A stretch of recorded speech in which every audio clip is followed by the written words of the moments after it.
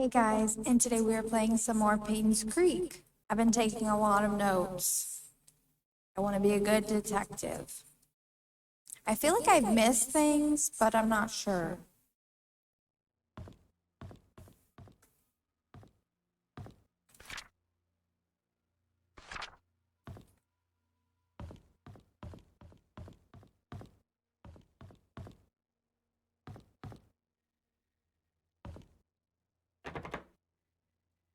So, I'm gonna have to come back here.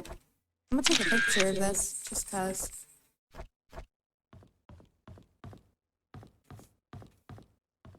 How do I get out?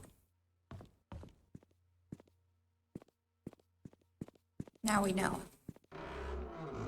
I just want to know where I'm supposed to go. It's been a minute. By a minute, I mean a day.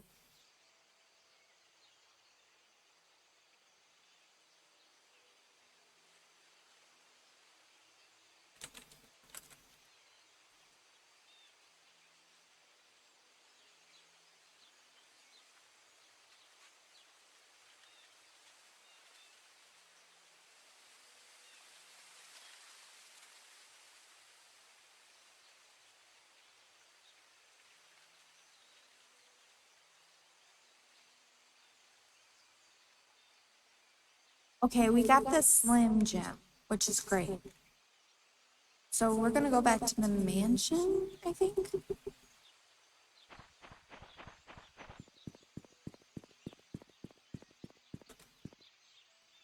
Pull up our map. Oh, that's a hospital. So we're coming from the church.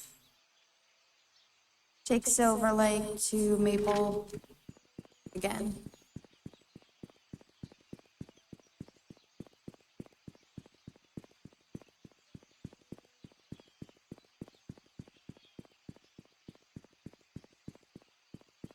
That's Walnut.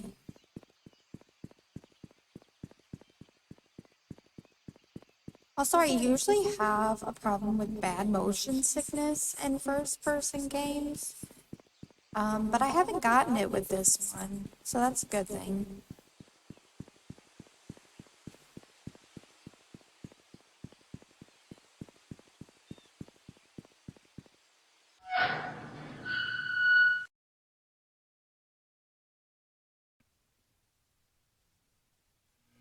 I know that there was a drawer that we needed to use the Slim Jim to get into, but I can't remember which room it was in.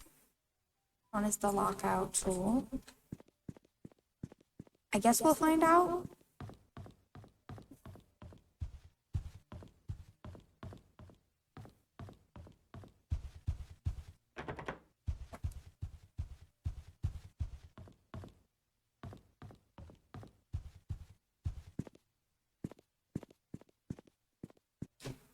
I actually shouldn't be here yet. I've seen in a little walkthrough because I'm just trying to get a little guidance. I don't want to get too lost when I'm playing. I don't like to use walkthroughs a lot because I like to experience the game and just play it however. But when it's an exploration game, sometimes it's like easier to guide you by using walkthrough, but only like for certain parts or areas. But however you like to play is valid. It's just, I think, more fun not using a walkthrough.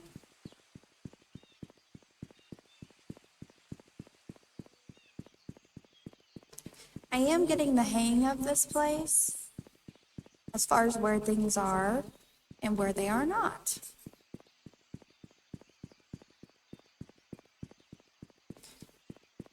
There's going to be a red car that we can use the Slim Jim on. There it is. Perfect. Love that.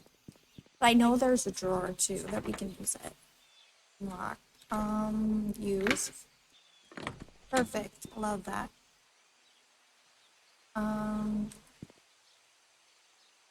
Now what? What's going on?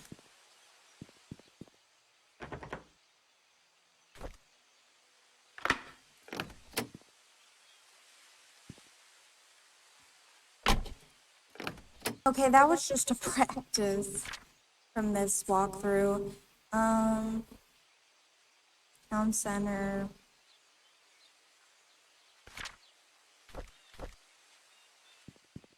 Gonna find our way to the front of Anne's courtyard and hope for the best.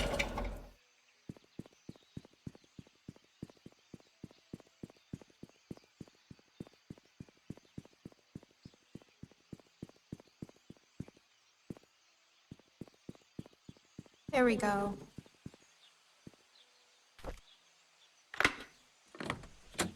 Oh, we actually found stuff.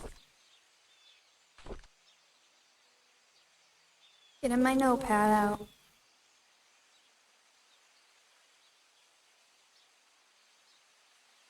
So it says the investigation progress is slow. I've tried to reach people, but many of them have left Painscreek, and those who still remain are starting to move out. I found some evidence showing that things aren't what they seem. The media didn't have it right.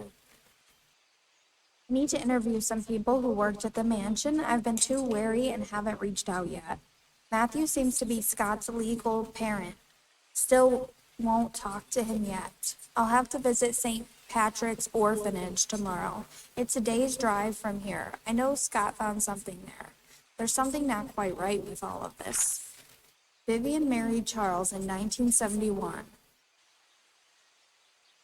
After the marriage, she became vice president of the Roberts Mining Company. It went into a slump after to the mining accident in 73, but her resilience to not give up led to her rebuilding the company from the ground up. She supported local businesses such as the Painscreek Community Hospital to revitalize the small village. Looks like she was publicly very active. Too active? She was taken to the Painscreek Community Hospital for an emergency operation in 1974. Trisha Roberts was born just before that. Vivian was hospitalized for a few months. She was reliant on Dr. Henry Johnson during that period. Security room. Oh, awesome. Yes. Code. I love that. Okay, so I'm going to write down more of that. Sorry, guys. I think I'll probably trim this so that you guys don't have to just watch me stand in silence or just, not do anything here. But I am writing down these, not the whole thing, but like certain highlights of the journals. I'm calling it right now. Vivian had an affair with Henry Johnson. I don't know. Could have just been her doctor, but could have been more. Okay.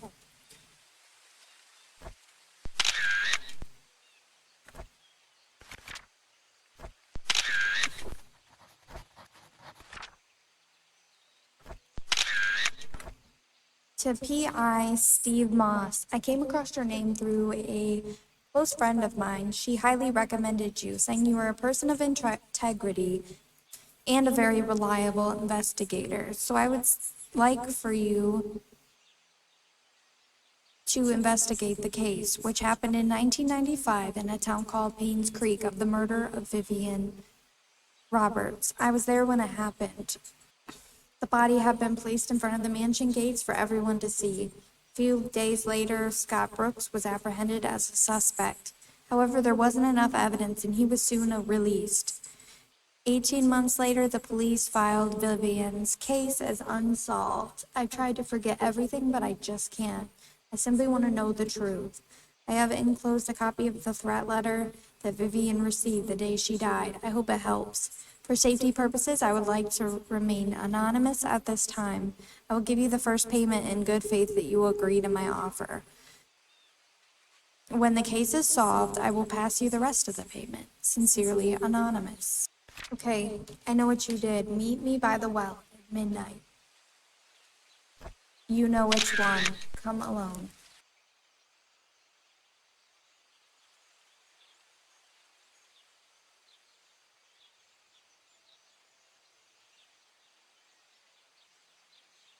All right. Let's see. Just deleting multiple.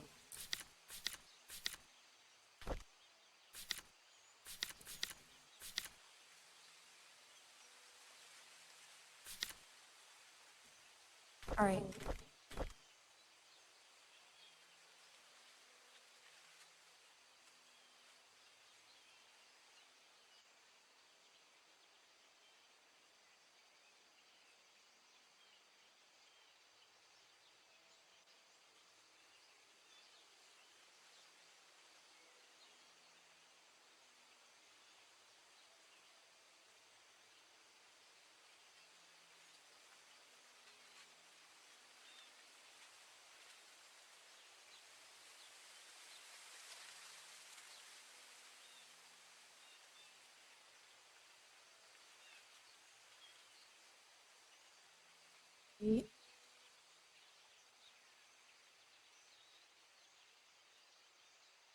Wait, there might be other stuff that we want to look at.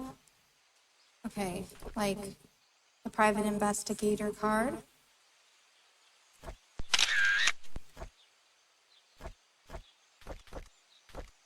And there's a picture. The secret lies with her.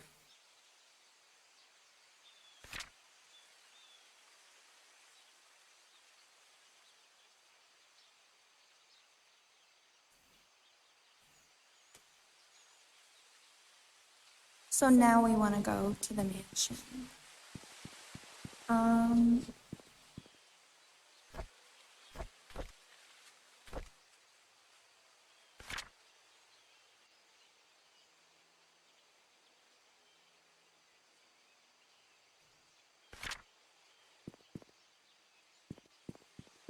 Where did we come from? That way? I think we did.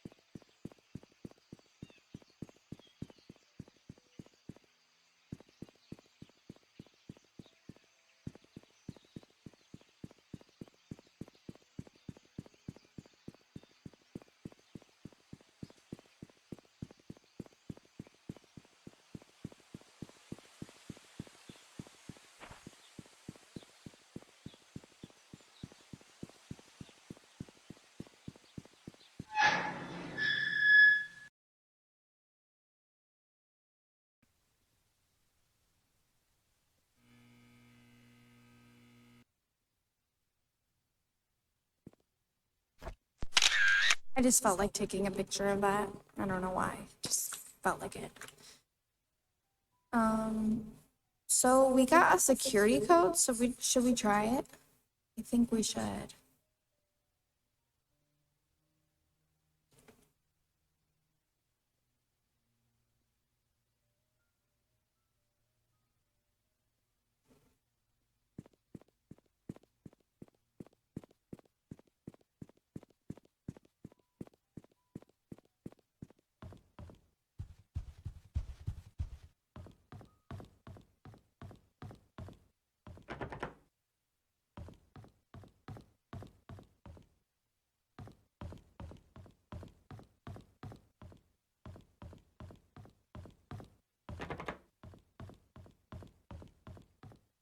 Here we go.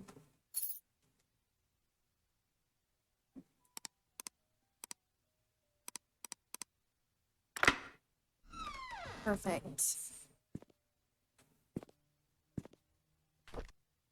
Security desk logbook.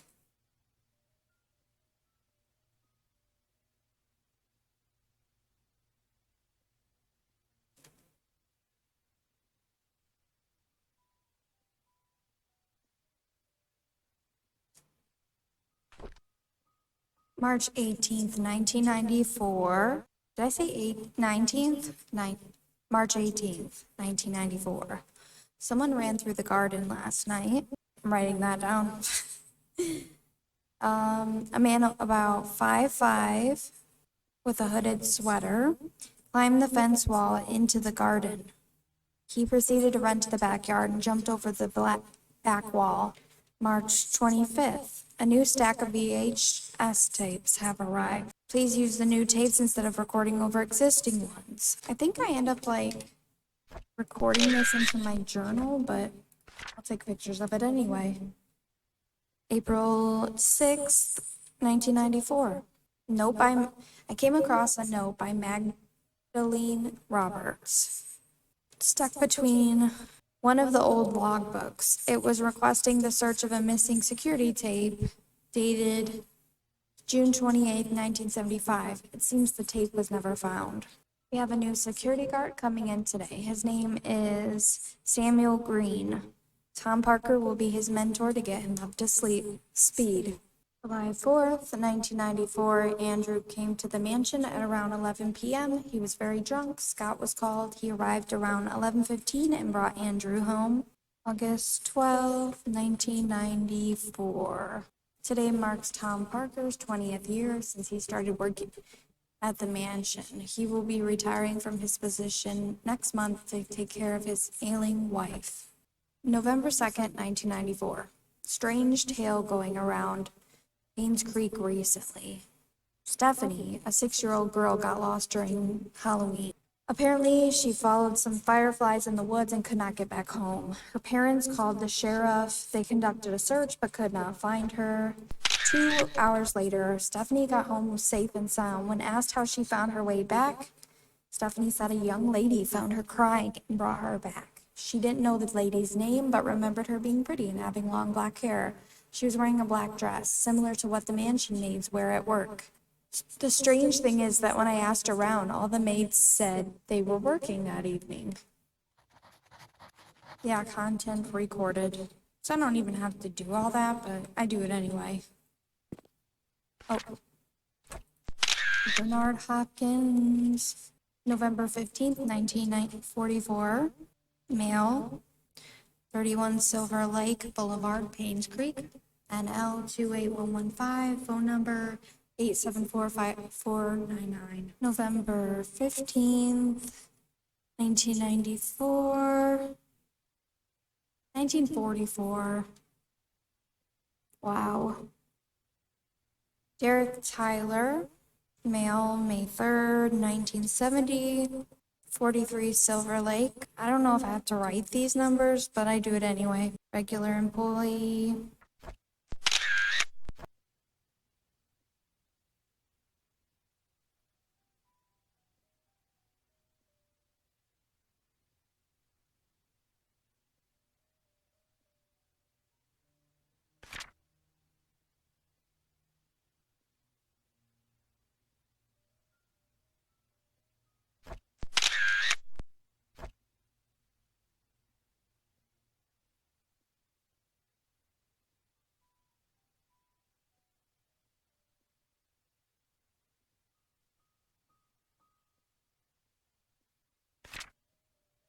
Dorothy Patterson, November 15th, 1935, female, 40 Black Pine Road, her phone number, still waiting for photo.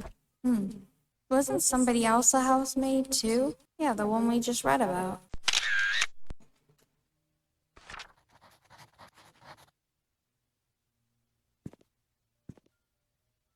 Nanny room, tea room, Trisha room.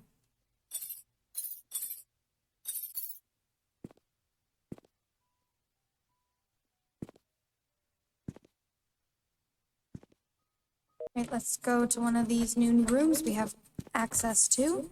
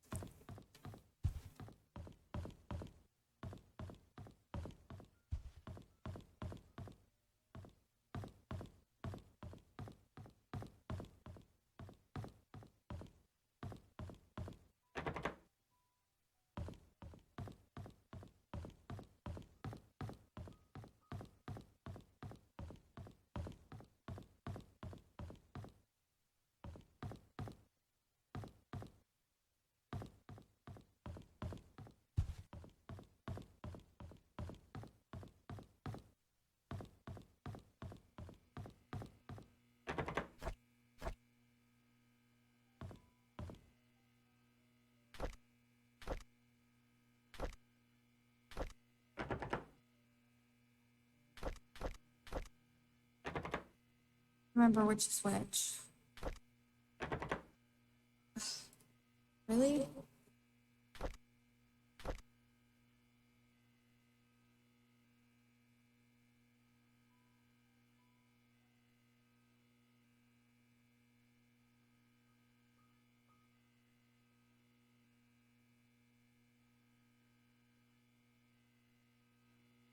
It's not here anyway.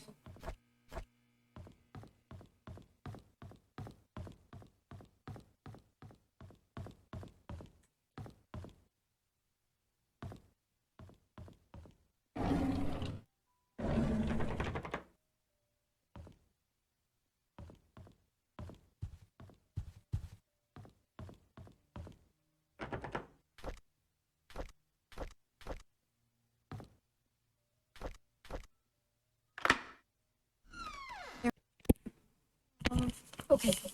Let's see. Little tea set. Clock. Fireplace and picture. Ooh, a diary. Vivian Roberts' diary. Let me guess, she's just only gonna write on Fridays. Charles is running for election. I talked to Wilson and Edwards, and they have both agreed to support us. I don't think they are doing this to solely gain business benefits. Rather, they believe in Charles. Their support will help boost morale for our party. It's our anniversary today. Charles invited me to my favorite restaurant. It was a complete surprise, and I was so happy I thought he might have forgotten. After dinner, we spent the rest of the evening walking along the beach. We talked as if we were teenagers in love. I could not remember the last time I felt this carefree. Wednesday, August 9th. Okay, so it's not only Friday she's writing on. Magdalene is coming. What should I do? She's always asking when we'll be having kids. I don't think I'm ready yet. Not when I'm still recovering from the miscarriage. Aw. That's really insensitive, though. Maybe she didn't know she had a miscarriage, but to ask when somebody's going to be having kids, I don't know. It's a rude question to ask. Just point blank like that, because some cannot and aren't able to have kids. But she's recovering from a miscarriage, and that would even be hard if you were having a miscarriage, whether you wanted kids or not. It's just a very personal topic.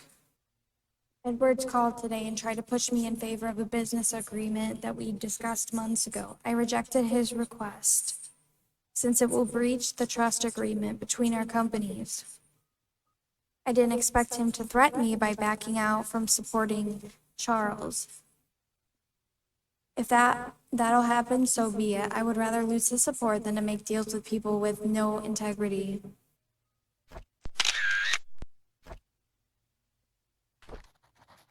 Okay, interesting. Okay. Found out some new information. Anything in this bottom drawer? No? Okay. I'll keep those open so that I know I've already looked around. It's a dustpan. Towels. There's gotta be stuff here. It's locked.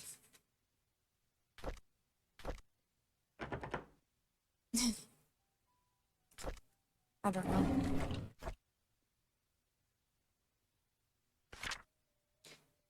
Nelson and Brown investigation. Investigation on Painscreek Community Hospital donation funds.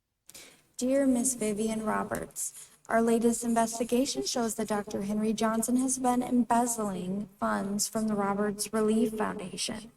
He's sending a portioned amount to an offshore private account under the name of Jefferson Investments, LLC.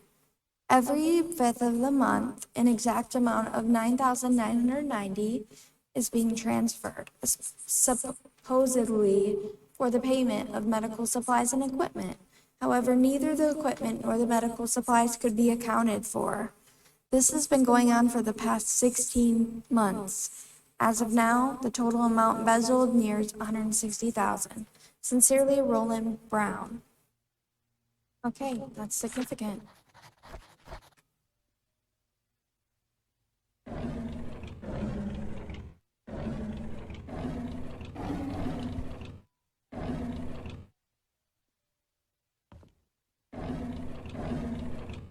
There's a bunch of hate mail still stored in here. How does it feel to run the lives of many? Something you don't deserve to live. Dang. Well, wow. It won't let me open the bottom one. Wait. I was like, what the heck happened? Okay. Well, I think that's it for here. We'll try to open these. Oh, just a single fork. Hit the jackpot. Let's see what's in her room. That's a lock. Trisha requested all her books be brought to her room in the hospital.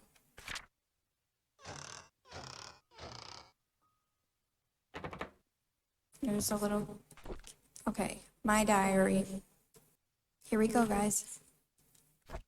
This is kind of cute, though I'm not a big fan of pink, but it's still kind of cute. Definitely interesting. Scott's a strange kid. Very quiet. I don't think it's right for the other boys to bully him and call him names. I wonder why Scott's parents didn't want him. Jan 6, 1989. I don't like after-school programs, especially ballet. It's difficult and boring, and I hate proper etiquette. What's wrong with being myself? I don't need to be like Mom. I haven't seen Dad for a while. I wonder when he'll be back. Every time I enter the study room, I can smell his tobacco smell. It's the perfect reminder that when he's gone for so long, I miss Dad. Mom's always working. She's so busy with other people that she has no time for me. Sometimes I wonder if Mom loves me. Maybe I should call Dorothy Mother instead. Ooh, study room code. And there's a key here. Is this the cabin key?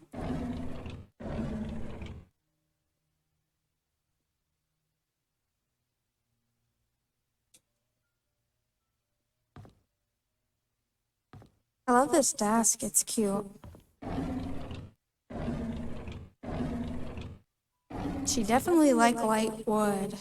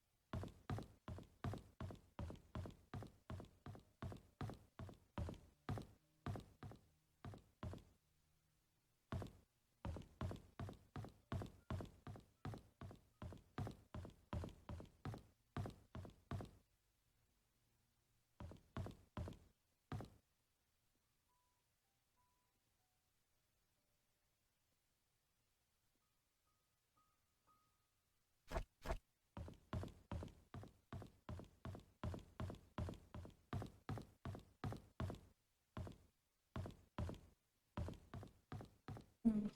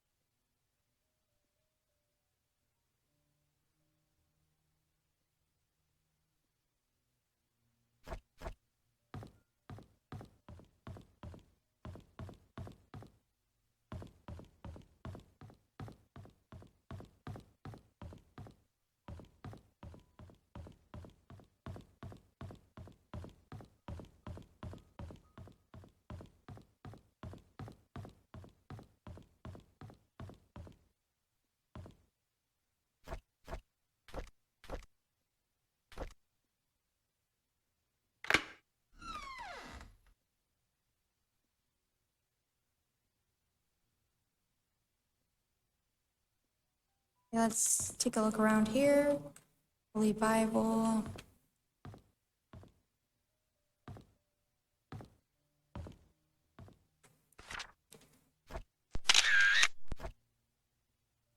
Dear Charles, I have worked here for more than 20 years, and I'm so glad that I was able to spend time here with everyone. I greatly appreciate the opportunities you gave me and the time I spent with Trisha. Trisha was everything to me, and she loved me. She smiled whenever I called her. Wish I could have given her more. Despite what has happened here in Painscreek, there are moments of pure joy that we've all shared together.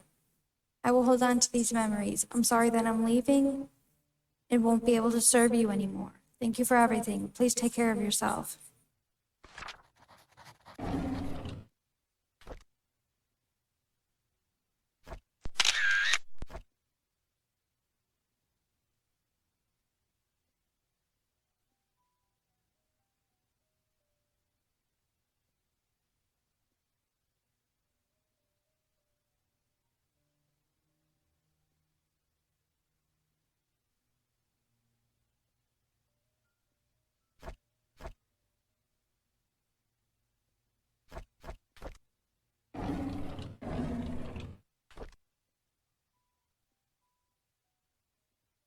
A lot of diaries. I can't believe that Andrew tried to kill himself again. Thank God for Scott.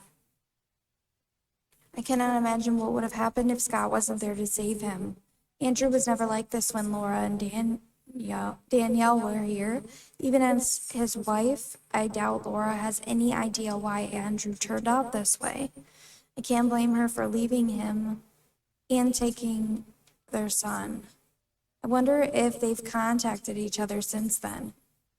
October 10th, 1994.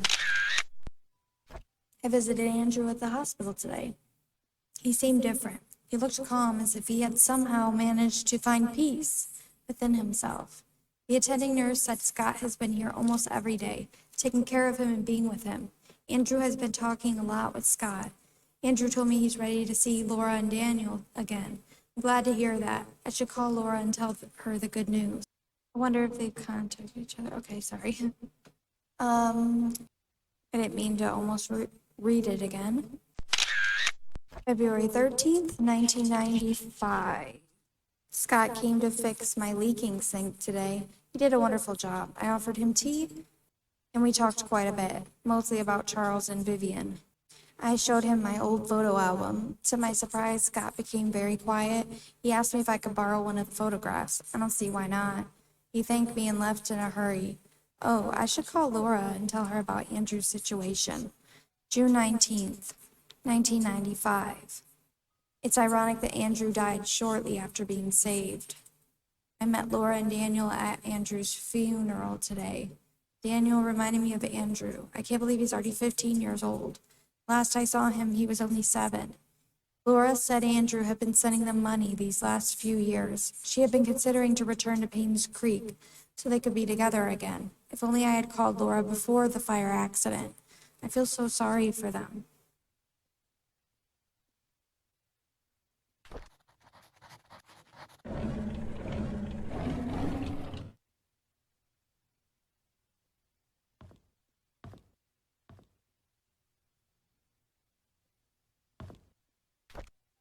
Another diary? There's a newly hired maid named Sophia. I think Matthew recommended her, saying that she's his cousin. She's very pretty and has very good manners. She's a quick learner too and does whatever she's told to do. She's very eager, asking a lot on what she should do, how she should act when Charles and Vivian are present, how to be perfect at her job. I like her already. March 10th, 1973. The guys delivering food to the mansion were gawking at Sophia as if they've never seen a pretty girl before. I had to ask Sophia to go back into the house. Otherwise, someone might have funny ideas. Her uniform needs a little more cover. June 20th, 1973. Matthew sometimes comes over and checks to see if Sophia is doing okay. I tell him he's worrying too much, that Sophia is loved by all. Matthew seems pleased every time I say this. If I didn't know better, I'd think that Matthew liked her. It rained heavily today. Sophia and I were having our tea break when she asked me, "What does it feel like to be loved?" I said, "Well, it's like the feeling you get when you are with your parents." She was quiet for a moment and then replied, "It's hard for me to imagine because I don't have parents." I didn't know what to say to her at that time, but after the break was over, I decided to make effort to care for her more.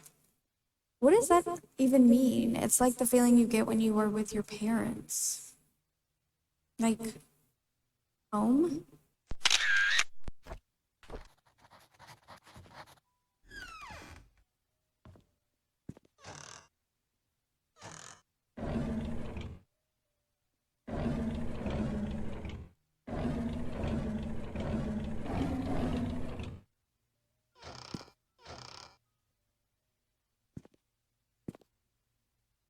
Okay, moving on now.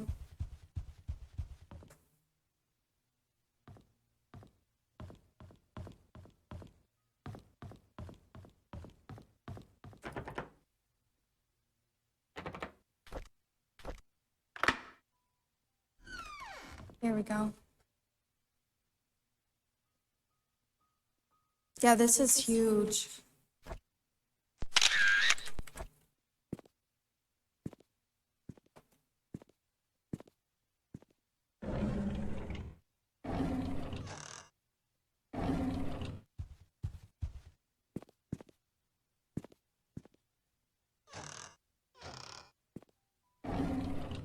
Oh. Diary.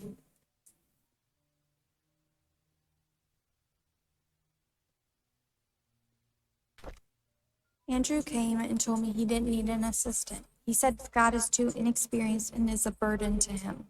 What he hasn't realized is that the Arden has not been maintained well over the past few months. That his drunk behavior is irritating, and that Scott is actually doing more work than he is. Scott is a fast learner. He should be up to speed in no time.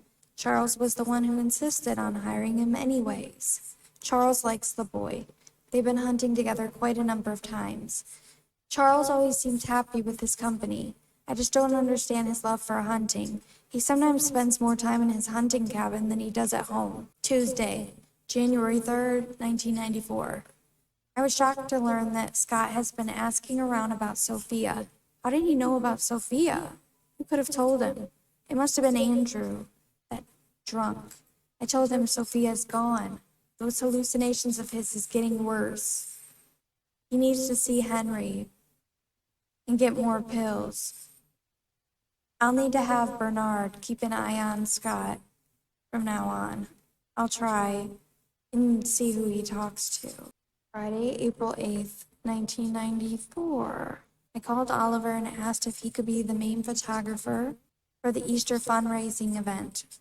When he asked what the funds will be used for, I told him it'll be used to raise awareness of Painscreek, to promote our town's tourism. After listening, he agreed to help. When asked how much he would charge, he simply said it'd be free. I was surprised. I appreciate his contribution for this town. The deal with Howard Medical came through, just as I anticipated. Instead of being happy, I feel empty. Am I getting numb from work, or is it that I don't care anymore? Saturday, May 14th, 1994. Our dinner tonight was quiet. Charles didn't eat much. He asked me about my day. As a matter of fact, I don't want to talk to him much these days. Trisha was silent as well. She's distancing herself from me. I can feel it. She used to confide in me about everything. Now we hardly talk. Stopping her from seeing Scott wrong. Wednesday, July 6th, 1994. I don't want Trisha to be near Scott anymore. Of all the men in this world, why would Trisha pick him? This is unacceptable. Wait, what was right next to that? No, I want to see. Okay. There was something. Oh, sunglasses, but they won't let me actually do anything. Oh, it's a hat.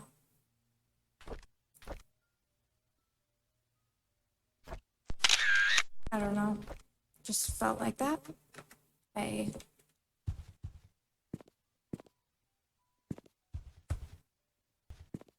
Here's a key for room 201.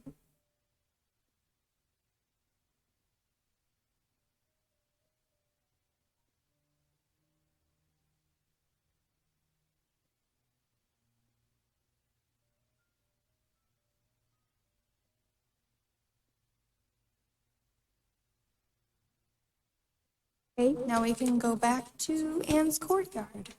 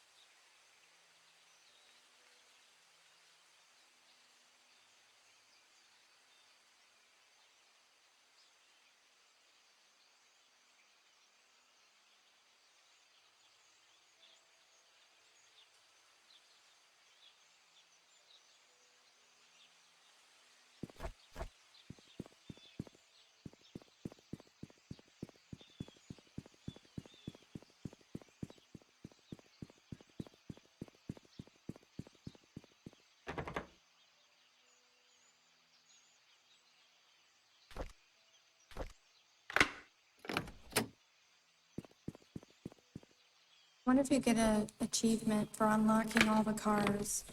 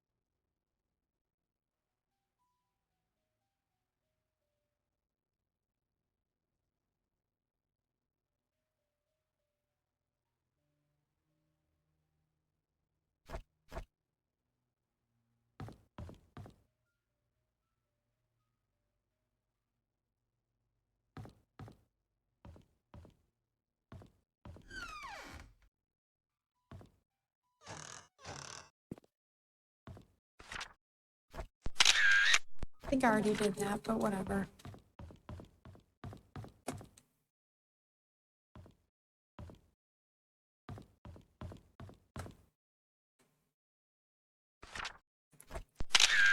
Oh yeah, we already did that. Okay.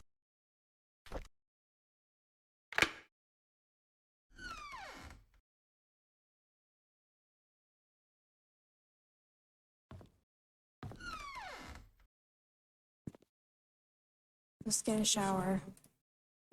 No, I'm kidding. It's not that kind of game.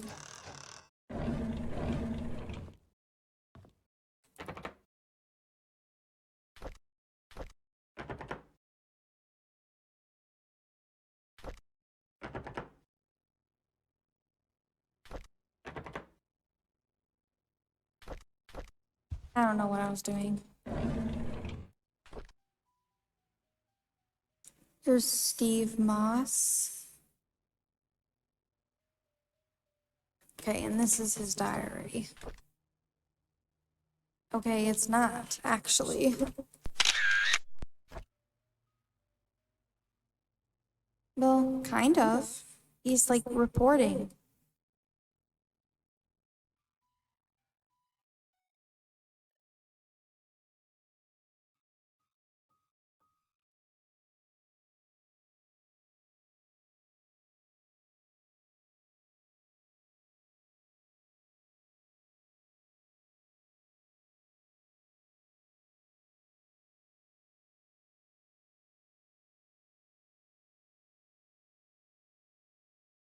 So Bernard Hopkins' father died in a mine accident. He was at home the day Vivian was killed.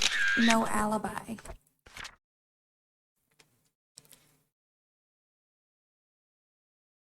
Meeting with, okay, so that's crossed off. The interview with Dorothy, interview with Mary, tomorrow at Moon Cafe, which obviously means it had been done or they decided not to do it. So meeting with sheriff at the outpost at 10 a.m. on May 11th.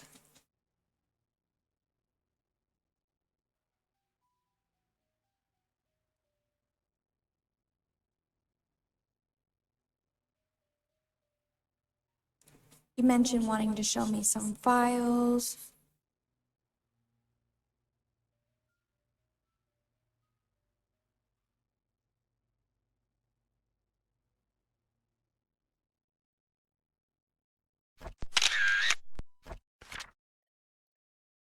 I found a hidden panel in the inn's reception area. It's part of the counter. It's hard to pop open. The latch is placed at one of the corners. There's some interesting stuff they hide in there. Good to know.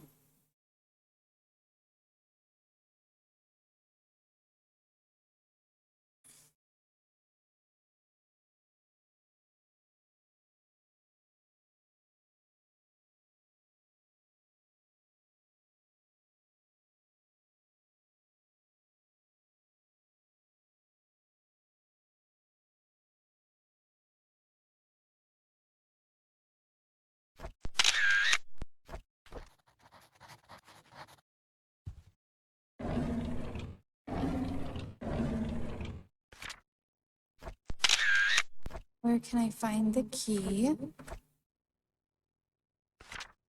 Um, yeah, that's weird.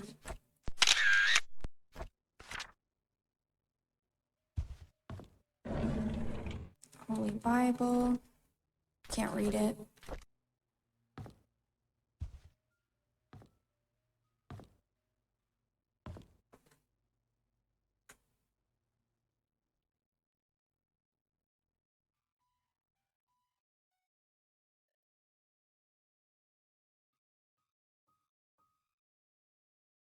Wait a second.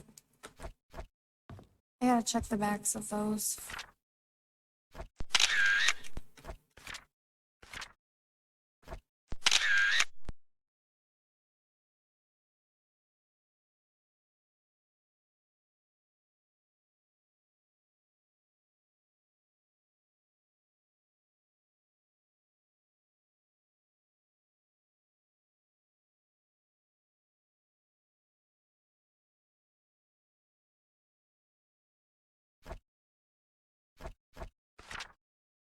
But this one didn't have a back.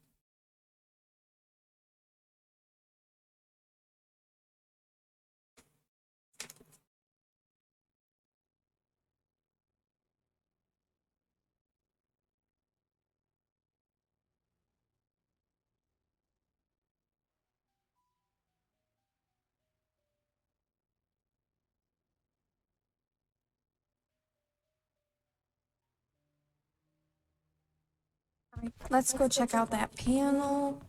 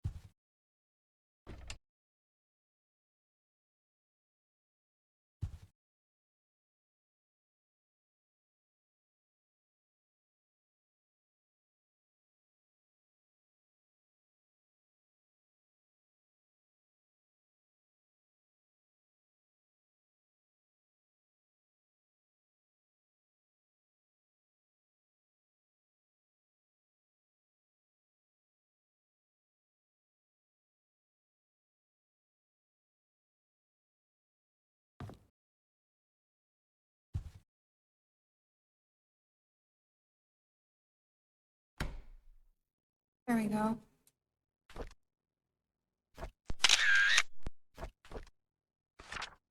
Logbook.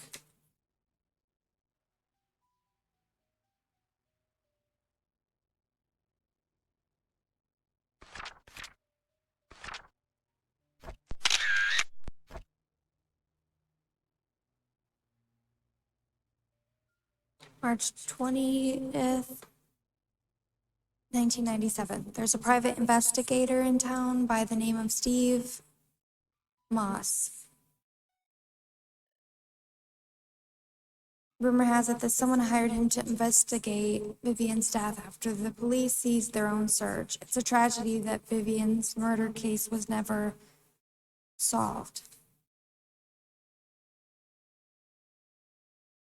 April 9th, 1997. I saw Matthew today when he was cleaning the church. He looked thinner than he used to be. We talked for a bit. He told me that he will be leaving Painscreek soon as his services won't be needed here anymore. I think the recent deaths in Painscreek affected him tremendously, not to mention the tragedy that befell his adopted son, Scott. Even now, no one knows what really happened. None of these cases were ever solved. Sometimes I wonder if Scott did kill Vivian, or was he just unfortunate and wrongly accused?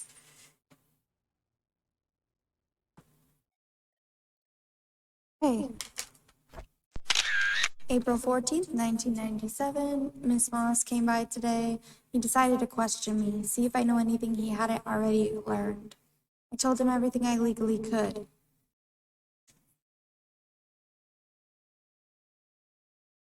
When asked how his investigation went, he said something about an incident that happened in 1975, which might just be the breakthrough that he needed. As he left, I could not help but wonder if it had anything to do with the mansion maid who left Painscreek. Oh. Wonder what happened. We'll find out.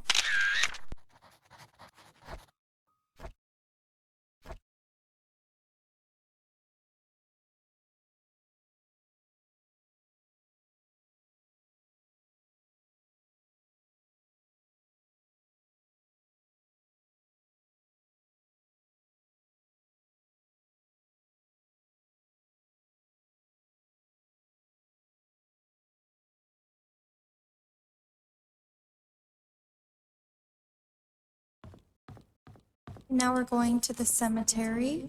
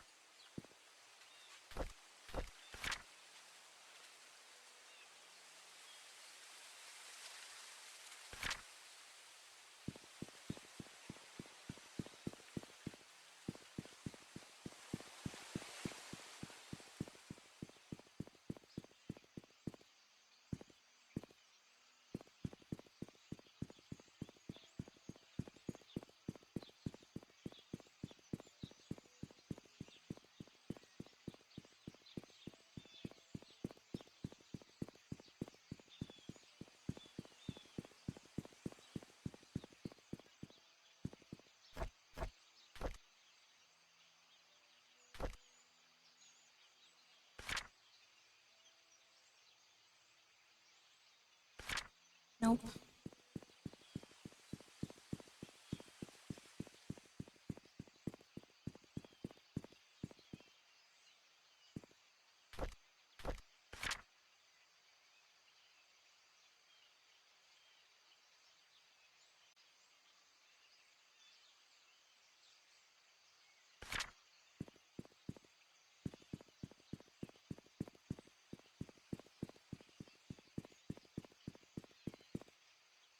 I don't even know.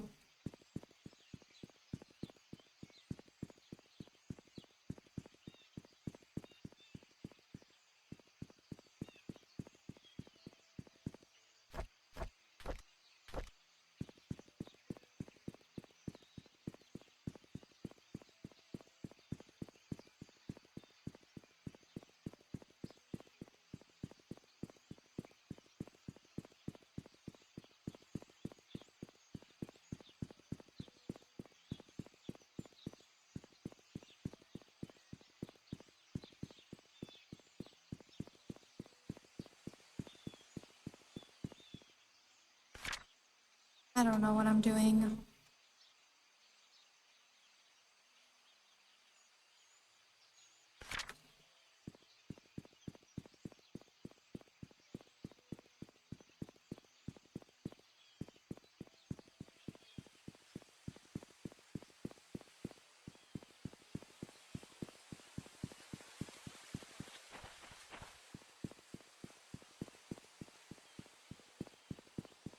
Let's try again from here. So this is Silver Lake and Maple Drive.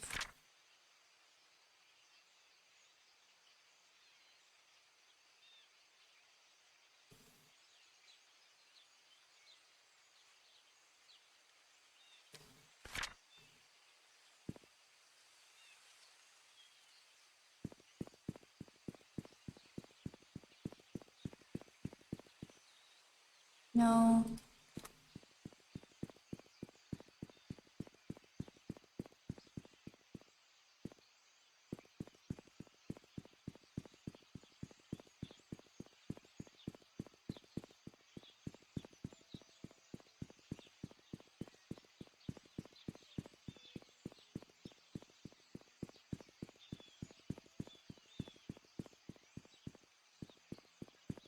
There.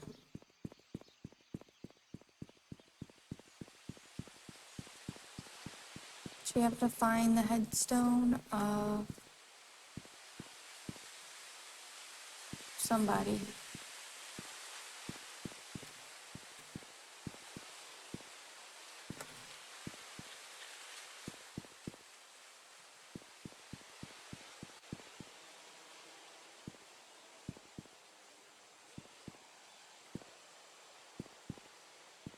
Oh, yeah, him.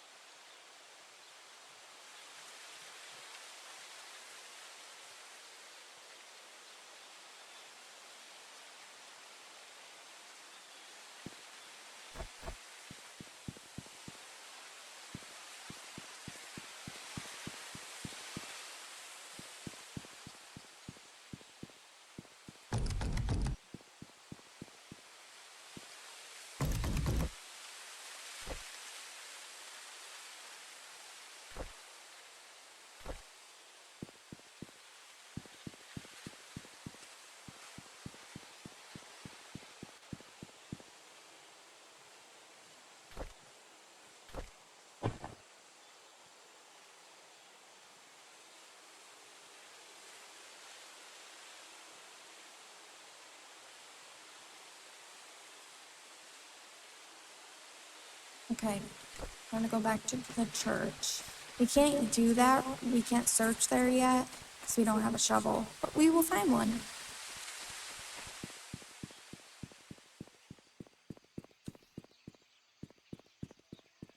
Luckily, the church is right here.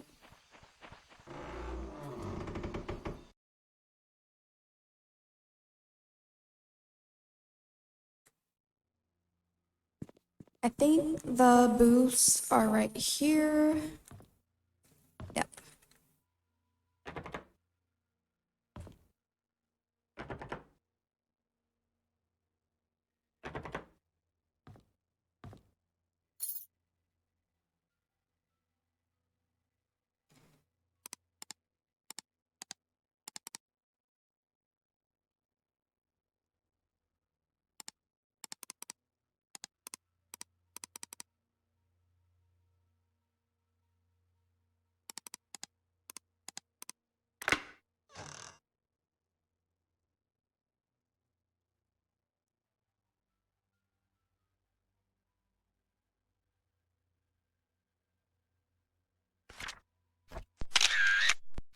Dear Father Calvin, this is a letter about the things that I have witnessed during my stay in Painscreek while in service to Miss Magdalene Roberts. I have no one to confide in, and I dare not speak to you in public. Hence this letter. I accompanied Miss Roberts to Painscreek on July 4th of 1975 to visit her son, Charles. It was rumored that Vivian had a nervous breakdown following her own delivery of Trisha, that she had to stay in PCH for rehabilitation for several months.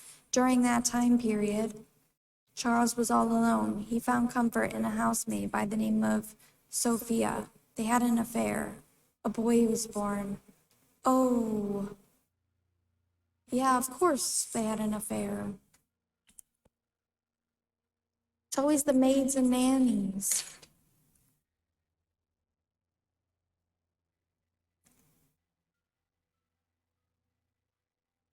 This is juicy stuff.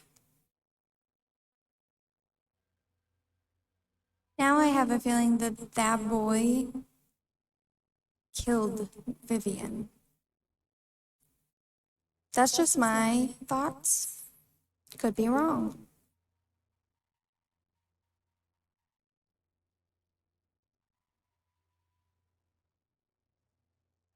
Two days after arriving, we were informed that Sophia, along with her child, had left Painscreek. Where she would have gone off to was a mystery for all of us.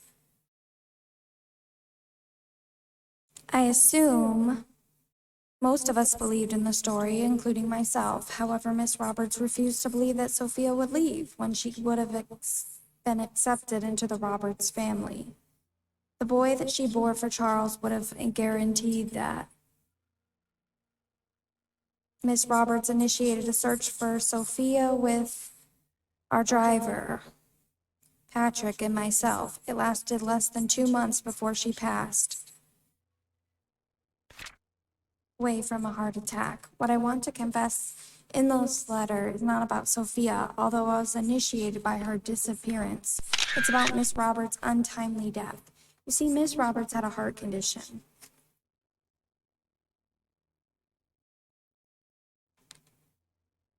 And it had been affecting her for a while. However, her medication had always kept her stable. Her prescription was still the same during her visit to Painscreek, yet her condition deteriorated.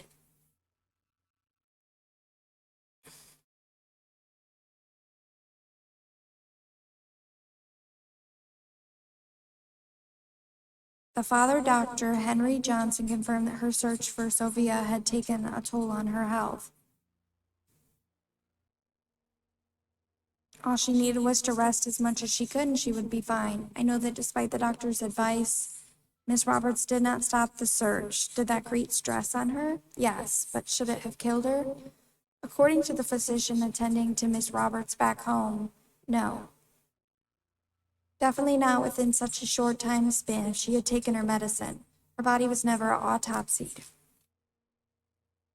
Her son Charles wanted her body untouched and buried properly. As Patrick and I were packing to leave for home, I couldn't help but wonder, who could have wanted Miss Roberts dead? Is there a connection between the affair of Charles and the housemaid, the disappearance of Sophia and her child, and the death of Miss Roberts? I would like to say who I might suspect, yet I am in no position and am afraid that I might name the wrong person. As I write this letter, I hope you understand what I'm trying to convey. I pray that the truth will be revealed as God permits it. Sincerely, Sylvia Aden.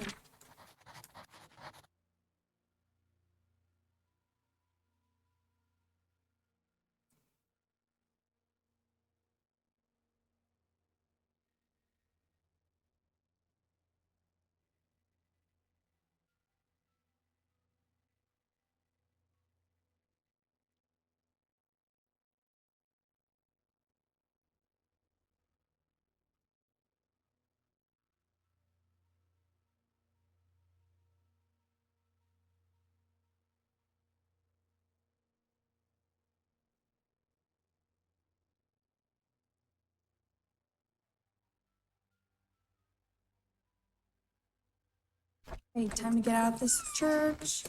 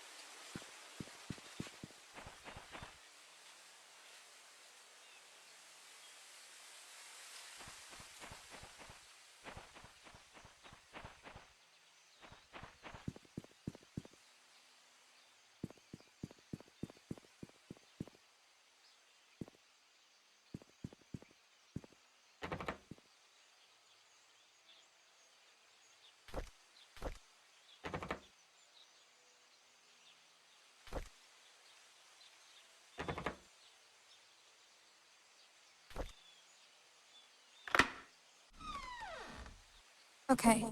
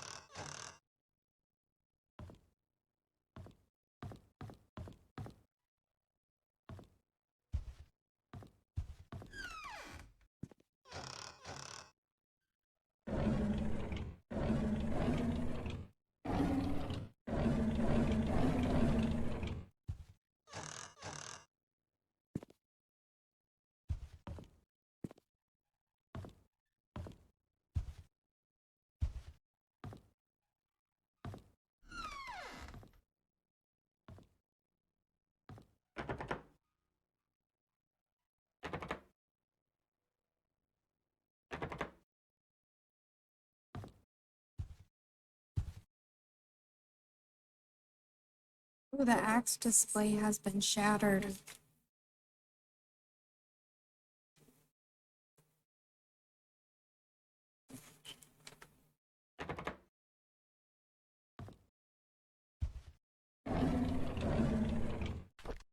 Vivian Roberts, The Untold Story. Vivian Roberts is well known for her success as a businesswoman in the 20th century.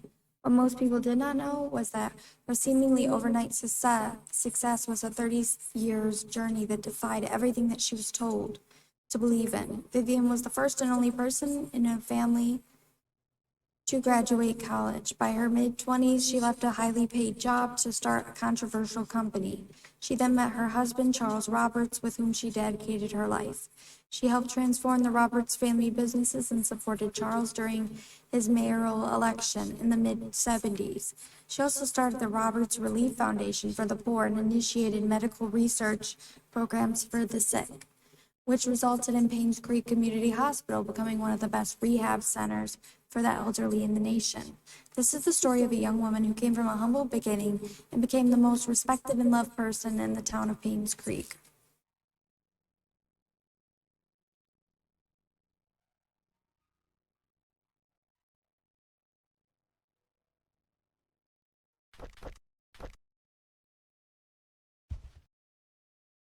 Display of military badges. Gun.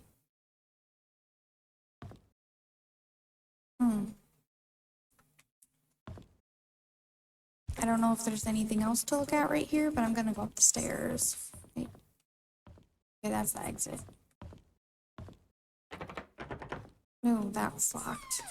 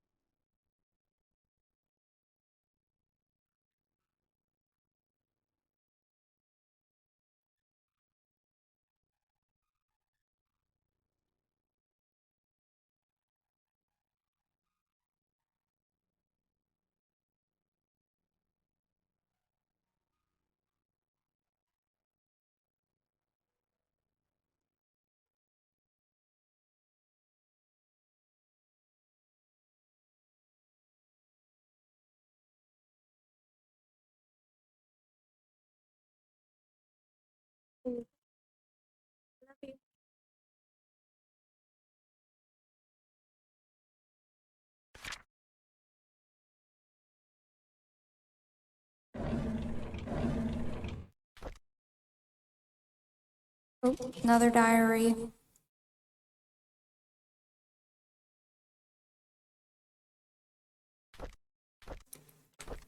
January 3rd, 1994. 2 weeks ago, Scott came to me and asked about Sophia. I was surprised he knew about someone who used to work here 20 years ago. I told him that she was once a maid that worked here, but after a few years, she decided to leave the village. Today, I commented about the conversation to Vivian. She asked if Scott had said or asked anything else since then. I could see she felt uneasy. She told me to keep an eye on him. I find all this very unsettling. January 19th, 1994. Derek doesn't seem too willing to drive for Vivian. I don't think a 5-day trip is that long. Charles often had trips longer than that, and Derek never seemed to mind them. No, now that I think about it, Derek is unusually quiet when Vivian is around. He doesn't even look at her. It's like he's avoiding her. I wonder why. Feb 20th, 1994. I notice Vivian has been getting increasingly paranoid when she sees Scott, to the point of being upset by his presence.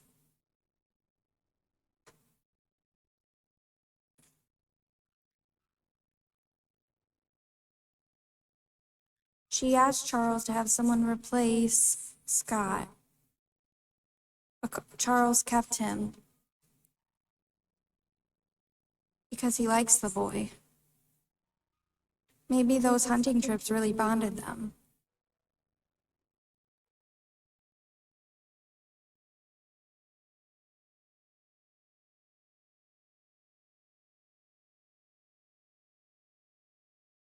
March 2nd, 1994. It's Dad's death anniversary today. Can't believe it's already been more than 2 decades. I visited his grave in the morning. His tombstone is full of fallen leaves. Looks like autumn has started. Mom's tombstone is covered with leaves too. I read today's newspaper and updated him on the things that happened here recently. As I sat there talking, I wondered if he could hear me. Will I just spend the rest of my life serving Charles and Vivian until I die? What will people remember me for?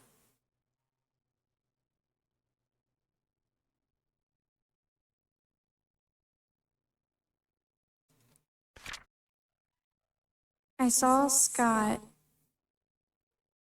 Oops, sorry. I was writing that down. I saw Scott and Trisha today. They looked happy. I almost envied them. I think my chance at ever having a relationship with someone is over. What would my life be like if I had accepted Angela? I don't think we would have been happy. She wasn't my type anyhow. Who is my type then? Vivian. Crossed out. I don't know who. Vivian's his type.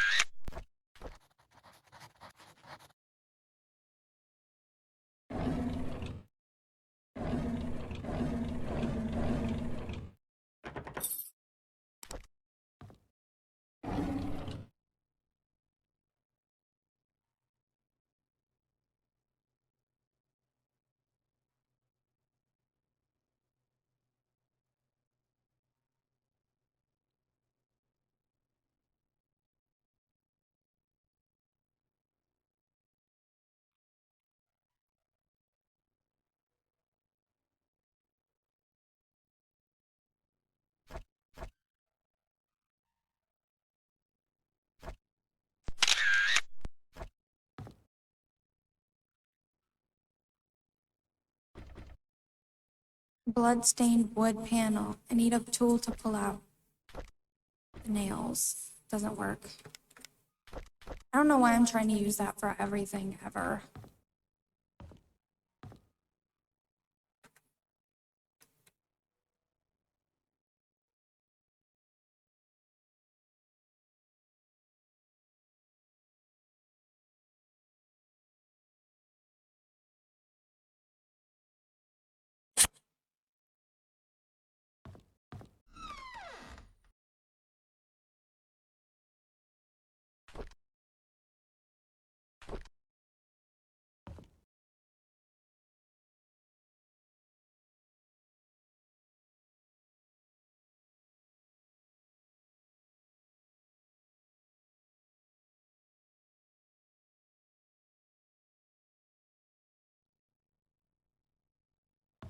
I'm gonna go check out the hunting lodge now.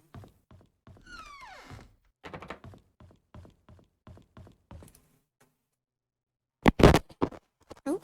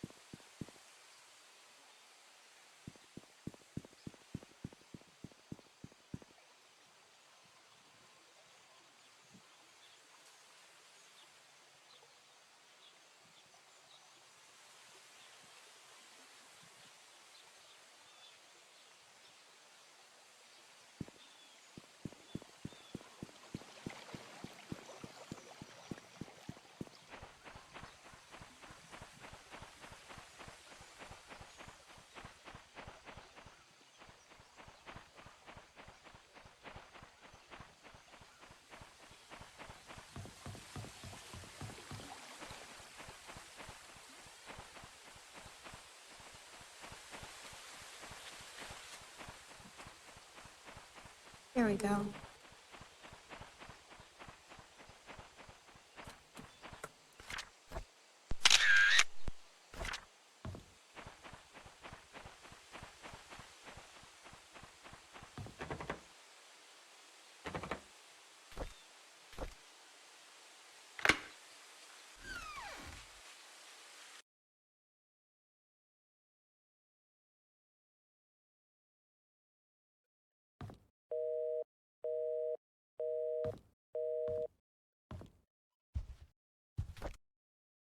Master Carpentry.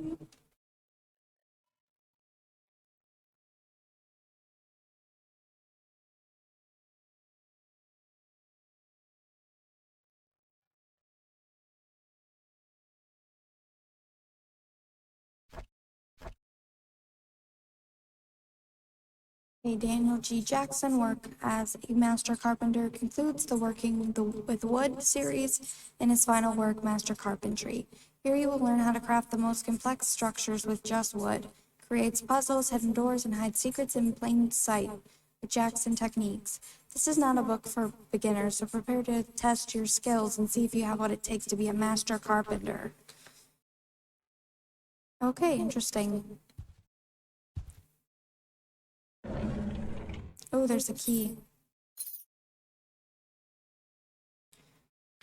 And another diary. Scott's diary. Everybody has diaries in this game. Sunday, February 14th, 1993. Today is Valentine's Day. I wanted to spend the day with Trisha, but Charles invited me to go hunting. On Valentine's Day? I was nervous, not because it's my first time hunting, but because it's with Trisha's dad. It turned out that I actually enjoyed being with him. I feel comfortable talking to him. Friday, June 18th, 1993. I don't get it. Why would Father Matthew forbid me to be with Trisha? Is it because I'm not rich or because I'm an orphan? He didn't explain anything to me. Maybe he doesn't love me anymore. I feel so confused.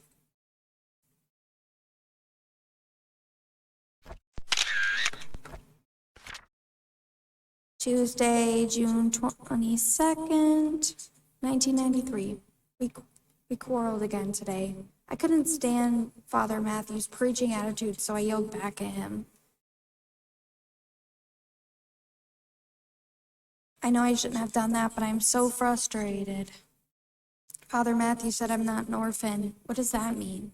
Does he know who my parents are? I pressed him to keep talking, but he wouldn't tell me anything after that. I need to know more.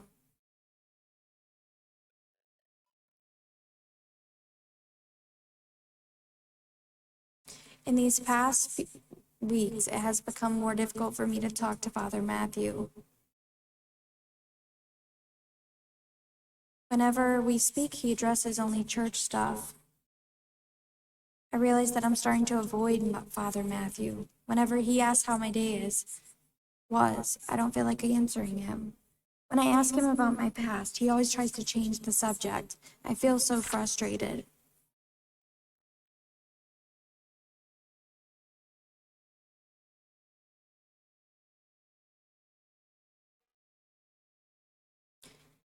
Thursday, September 2nd,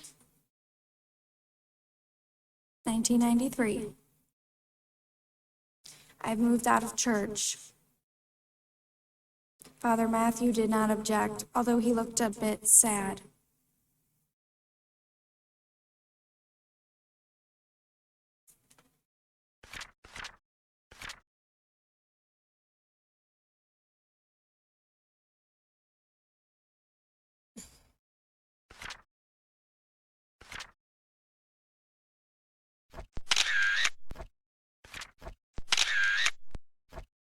Mr. Roberts was kind enough to let me stay at his cabin.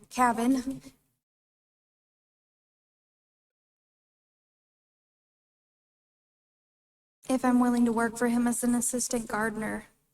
That way, the mansion garden can still be well maintained even when Andrew cannot make it. Wednesday, November 3rd, 1993. It's been a month since Charles gave me his cabin to stay. I still don't know where to start my investigation. Sorry, guys.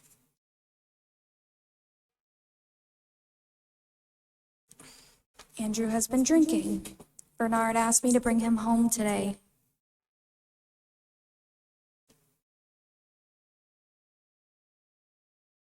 Whenever he's drunk, sometimes he would mutter names that I've never heard of. Of all the names, I think I only recognized Magdalene. I just can't remember where I heard that name before. November 7th, 1993. I just returned from the orphanage and found out that it was Father Calvin who brought me there. The record sheet stated that I was from Painscreek. How? If I was born in Painscreek, there must be records of me in the hospital, but I checked. There's none. If he's the baby, like from Sophia and Charles, that's a little concerning, because isn't he dating Trisha? Thursday, November 16th, 1993. I broke into Father Matthew's bedroom today. I shouldn't have done that, but he might have had something that could tell me about my birth parents. He didn't have anything relevant.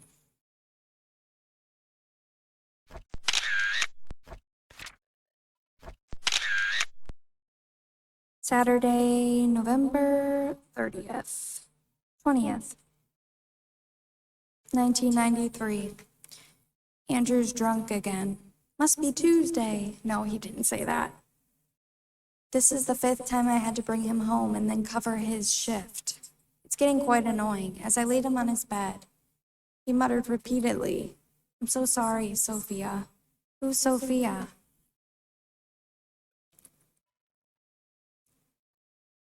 And that, I'm sure, is why he started asking.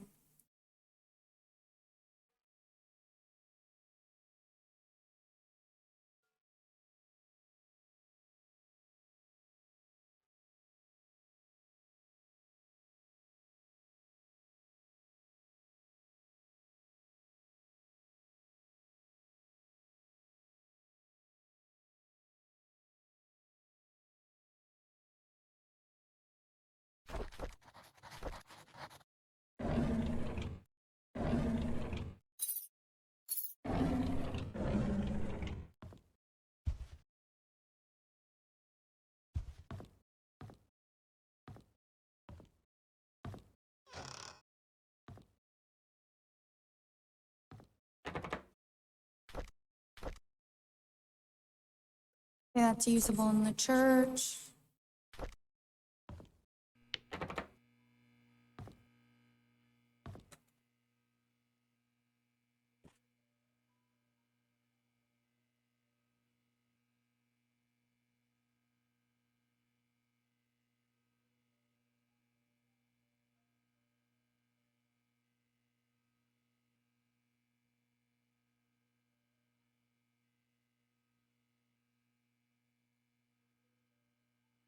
All right, I'm gonna end it there.